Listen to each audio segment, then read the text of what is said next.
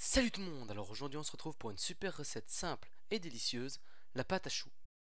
Pour faire cette recette, vous aurez besoin d'un demi-litre de crème pâtissière. Je vous invite donc à cliquer sur le carré en haut à droite pour voir la recette. Cliquez sur pause pour voir tous les ingrédients. Comme d'habitude, ils seront aussi dans la barre de description. Dans une casserole à feu moyen fort, vous pouvez mettre le lait, l'eau, le beurre et le sel.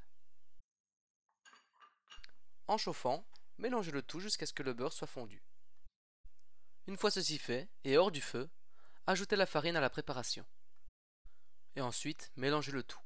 Vous obtiendrez donc une boule de pâte. Desséchez-la à feu doux pendant environ 2 à 3 minutes. On débarrasse ensuite la pâte dans un saladier et on y casse les œufs un à la fois. Il faut mélanger assez vite pour ne pas cuire l'œuf. Une fois que la texture est comme celle-ci, vous pouvez rajouter un deuxième œuf. Et on refait la même chose. On mélange et on rajoutera le troisième œuf. En fonction de vos œufs, votre pâte peut être plus ou moins liquide. Si elle est trop liquide, la recette est gâchée, donc faites bien attention. Munissez-vous d'une poche à douille et remplissez-la à moitié. Vous pouvez maintenant dresser vos petits choux. Cette pâte peut s'utiliser, comme ici, pour des choux ou pour des éclairs. À vous de choisir.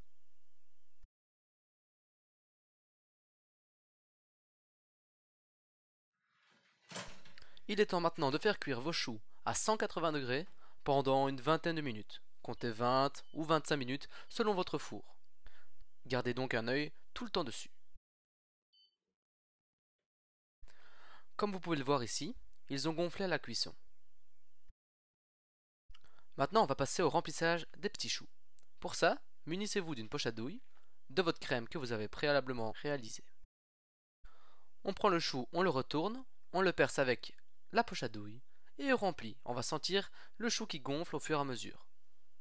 Une fois que la crème ressort, c'est terminé. On fait évidemment de même pour les autres choux et la recette est terminée. Pour avoir la ganache au chocolat, rien de plus simple, dites-le moi dans les commentaires et je vous expliquerai comment le faire.